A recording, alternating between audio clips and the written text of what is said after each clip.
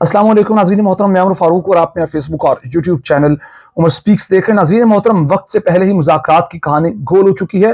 वो एक इम्कान, एक खुशफहमी पैदा हुई थी जनाब के चीज़ें बेहतर हो सकती हैं, हो सकता है कि मुज़ाकरात हो जाएं और अदालत के किसी बड़े फैसले का इन लोगों को सामना ना करना पड़े। लेकिन अब जो ताज़ा तरीन अपडेट हैं उसके बाद अब मैं ये कहूँगा कि जनाब लड़ाई का खुलकर लड़ने का फैसला कर लिया गया है और एक बार फिर पाकिस्तान तहरीक इंसाफ को टफ टाइम का सामना करना पड़ेगा और इस सारे मामले में एक तगड़ा एक्शन लिया जा सकता है पाकिस्तान तहरीक इंसाफ के खिलाफ, क्योंकि जो फैसला इन लोगों ने किया है उसका रिजल्ट बड़ा बुरा आएगा और जो पाकिस्तान तहरीक इंसाफ है वो सख्त से सख्त तरीन रद्दमल दे सकती है।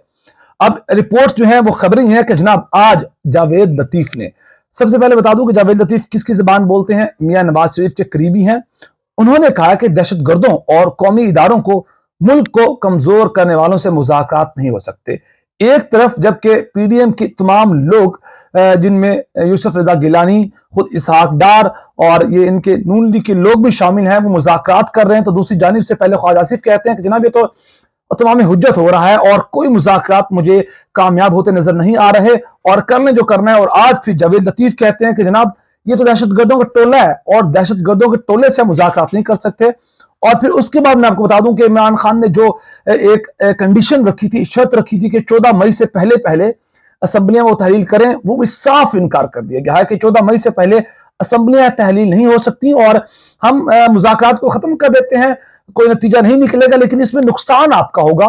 क्योंकि वो कहते हैं कि अब ऐसे हालात में आइन की एक शिक के मुताबिक हम साल एक के लिए, पूरे एक साल के लिए जो इंतखाबात है उनको मजीद मौखर कर देंगे, नुकसान आपका होगा, हमारा नहीं होगा। वो कहते हैं बगैर किसी शर्त के मुज़ाकरात करेंगे, जबकि पाकिस्तान तहरीक इंसाफ कहती है कि सितंबर से पहले अगस्त के अंदर आप जो जुलाई के अंदर या अगस्त के अंदर आप कर लें इंतखाबात की बात।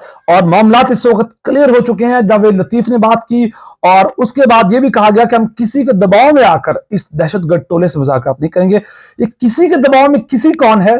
क्या कोई ऊपर तीसरी ताकत है जो इनको मिलकर बैठने का मशवरा दे रही है, फोर्स कर रही है कि आप बैठकर बात करें? क्योंकि एक तरफ मुज़ाकरात हो रहे हैं, पहले ख्वाजा आसिफ के 2 बयान, फिर जावेद लतीफ के बयान। लग ऐसा रहा है कि ये नून लीग नहीं चाहती मुज़ाकरात के लिए, जबकि इनको बजोर बाजू या किसी कोई तीसरी ताकत है जो इनको बिठाना चाहती है कि बैठे बातचीत करें और मुल्क को, इस जो डूबती हुई कश्ती है मुल्क की, इसको बचाएं। मैं आपको एक और बात क्लियर कर दूं कि जनाब ये जावेद लतीफ, ख्वाजा आसिफ और ये खुर्रम दस्तगीर का भी बयान आया, वो बता दूं, और वो कहते हैं इमरान खान जो मर्जी कर ले, ये बजट हम ही पेश करेंगे। क्योंकि इमरान खान ने पहले कहा था कि बजट जो इस बार है वो पेश करने से पहले पहले आप असम्बलियां तहलील करें। तो लिहाजा ये जो नून लीग के लोग बयानात दे रहे हैं, खासतौर पर जो शख्सियाती बयानात दे रही हैं, नवाज शरीफ के काफी करीबी हैं। तो लग ऐसा भी रहा है कि जो लंदन में पार्टी बैठी हुई है वो नहीं चाहती कि मुज़ाकरात हों और इंतखाबात हों, और वो चाहते हैं कि जनाब इनकी कुर्बानी दी जाए, शहबाज शरीफ की, चचा जान की।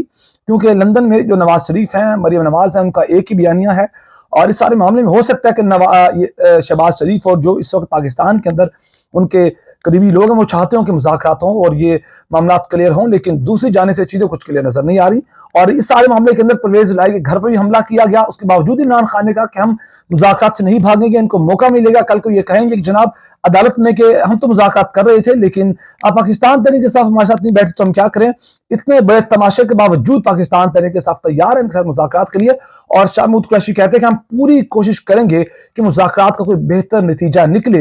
लेकिन जिस तर्ज की बातें आज जावेद लतीफ की जानिब से की गई हैं, जो बातें उन्होंने की, एक बात क्लियर हो चुकी है। उसके बाद जो कंडीशन जो थी 14 मई की, वो भी इन्होंने साफ और दो टोक अल्फाज में कहा कि ऐसा नहीं होगा। उल्टा पाकिस्तान तहरीक इंसाफ को धमकी दी गई कि जनाब आप ही का नुकसान है।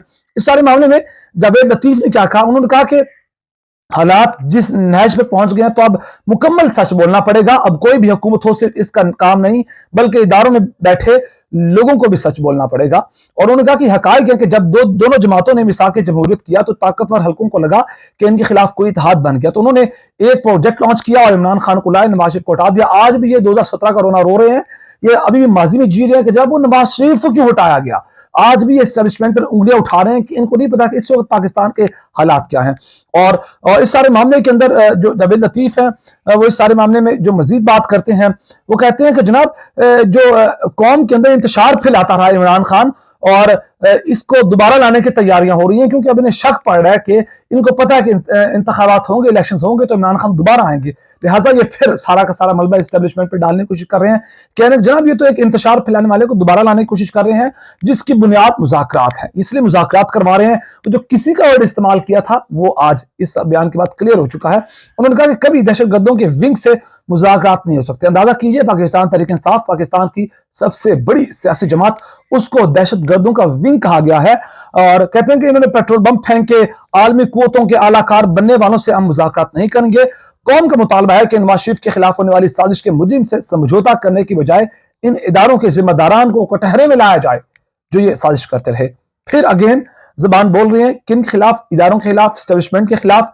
और अंदाजा शायद इन्हें हो चुका है। तो दूसरी जानिब मैं आपको बता दूं, ये खुर्रम दस्तगीर क्या कहते हैं वो आपको बताऊंगा, लेकिन उससे पहले जो इन लोगों ने पाकिस्तान तहरीक इंसाफ को कहा है कि जनाब 14 मई के बारे में हम नहीं कोई बात मानेंगे, और खबरदार भी किया कि अगर मुज़ाकरात नाकामी से दो चार हुए तो इमरान खान की पार्टी नाकाम होगी, हमें कोई नाकामी का सामना नहीं करना पड़ेगा, हम तो पहले ही नाकाम है, बेड़ा तो हमारा पहले ही घर हो चुका है, और मजीद क्या होगा, और कितनी बदनामी पाकिस्तान मुस्लिम लीग नून या पीडीएम जमातें अपने सर लेंगी, क्योंकि वो कहते हैं इसके नतीजे में आईनी शिक के तहत इंतखाबात को 1 साल के लिए हम डिले कर देंगे।